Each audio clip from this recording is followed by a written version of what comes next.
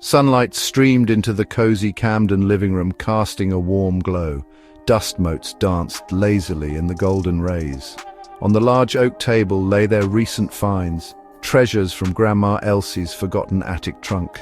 Among them, a strange, heavy compass rested, its needle quivering but never quite settling north. Lily, her eyes wide with curiosity, poked it gently and whispered, "It's not like any compass I've seen." Tom, ever the pragmatist, nodded slowly. Yes, this was certainly quite peculiar indeed. Next to the compass lay a small, intricate key crafted from a dark, unknown metal. It was shaped like a tiny, leaping whale, and its surface was cool to the touch. Michael, their father, picked it up carefully, turning it over and over in his fingers. "Remarkable craftsmanship," he murmured, his brow furrowed.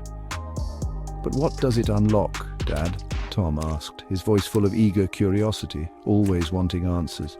A very good question with no immediate solution. Then there was the ancient, brittle scroll tied with a faded silken ribbon. Sarah, their mother, carefully unrolled it, and the parchment crackled softly with age. Strange symbols and delicate lines covered its surface. It was a map, but not of any place they knew. In the center, an island was drawn, with an odd circular shape, unlike normal land. Words were written beneath it in faded ink, a name that made them all lean closer. The air in the room grew quiet. Only the ticking of the grandfather clock could be heard. The compass, the key, the map, each item was a mystery, a puzzle piece. Lily traced the outline of the drawn island. "What do you think it all means?" she asked. Her parents exchanged a thoughtful glance. A new adventure had clearly found them. Their ordinary summer day felt suddenly extraordinary. The scent of old paper and secrets filled the air. The faded ink on the map spelled out 2 words. "Clockwork Island," Tom read aloud slowly, his voice a mixture of wonder and disbelief. Clockwork Island? What could that possibly mean? Lily gasped, her imagination taking flight instantly. She pictured an island made of ticking clocks, giant gears turning slowly in the sun. "An island made of machines," she exclaimed, her eyes sparkling with pure, unadulterated excitement. This sounded like something from her storybooks. Sarah, however, wore a more skeptical frown. She gently touched the old parchment. "It's a charming old map, children," she said softly, "but Clockwork Island? It sounds like a fairy tale." She loved stories, but this seemed too fantastical. Could such a place truly exist in the world? It was hard to believe, looking at their normal garden. Yet the compass and key felt undeniably real. She wanted to believe, for her children's sake, but a part of her urged sensible caution. Michael, though, was captivated by the idea. He peered closely at the map's details. "Look here," he said, pointing to a series of notes. "These symbols look like navigational charts, Sarah." He traced lines that could be ocean currents, and this marking, it could be a hidden cove. The more he studied it, the more plausible it seemed. Perhaps it wasn't just a child's drawing, but a forgotten truth, waiting to be rediscovered. His adventurous spirit began to stir within him. The family debated the map's meaning. Lily and Tom were already convinced. They begged to go to find this magical place. "Please, Dad, can we try to find it?" Tom pleaded. Sarah still hesitated, thinking of the dangers.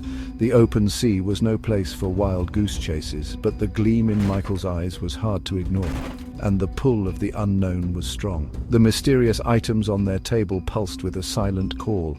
A decision needed to be made soon. The discussion about Clockwork Island continued. How could they possibly find such a place? If it even existed, it was not on any modern chart. The world was vast, the ocean even more so. "It's impossible," Sarah said, though her voice lacked conviction. She watched her children's hopeful faces. Lily was already drawing pictures of mechanical birds. Tom was listing supplies they would need. Their enthusiasm was a powerful force.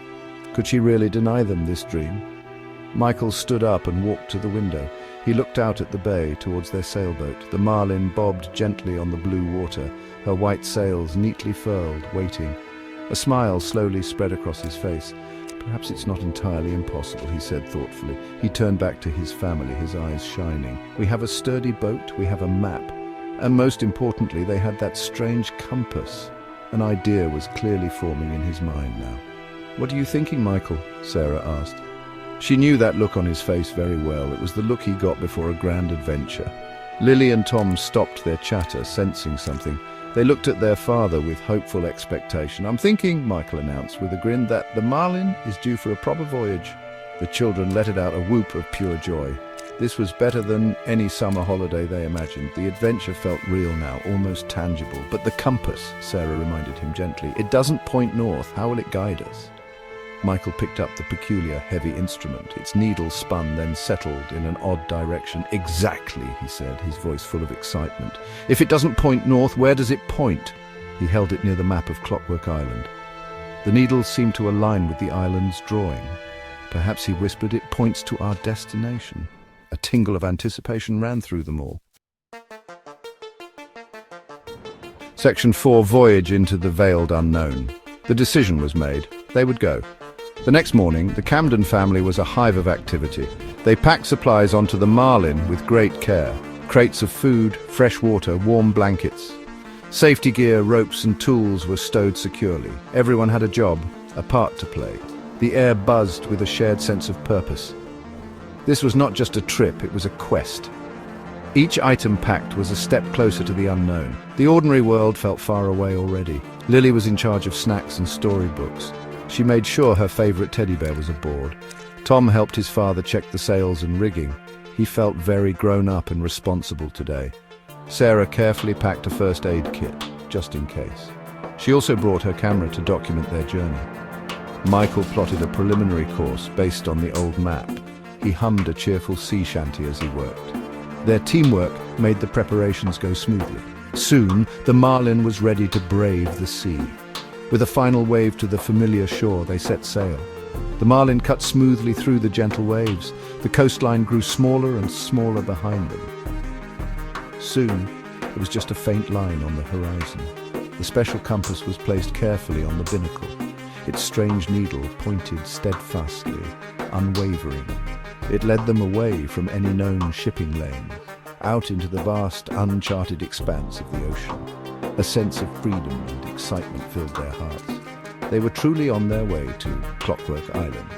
Hours passed under the warm afternoon sun. The sea was calm, the wind steady in their sails. Lily spotted a pod of dolphins leaping nearby. Tom tried to identify seabirds with his binoculars. Then, as evening approached, something changed.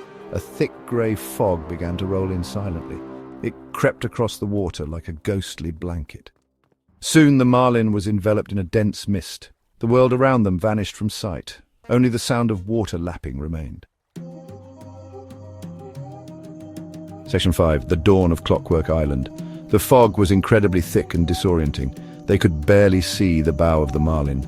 An eerie silence descended, broken only by the creak of the boat. Sarah shivered, pulling her jacket tighter.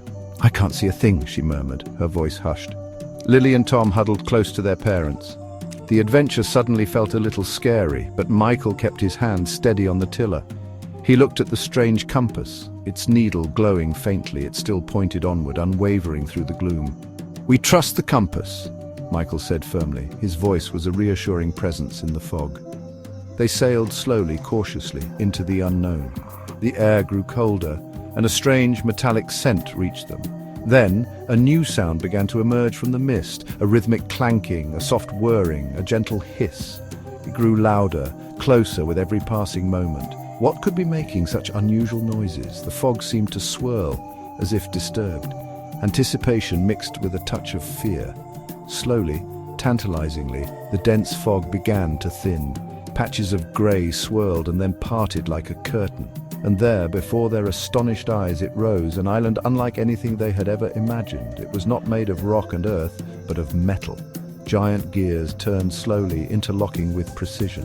Pipes released puffs of white steam into the air. Intricate clockwork mechanisms clicked and whirred. Lights flickered from behind small, round windows. It was an island built by a master craftsman. "Clockwork Island," Lily breathed, her voice full of awe. Tom's jaw had dropped, his eyes wide as saucers. Sarah gasped, her skepticism completely vanishing. Michael simply stared, a look of profound wonder on his face. The island hummed with a life of its own. It was a marvel of engineering, a fantasy made real. Sunlight glinted off polished brass and copper. The rhythmic sounds were the heartbeat of this mechanical place. Their journey had led them to the impossible. The greatest adventure of their lives had truly begun.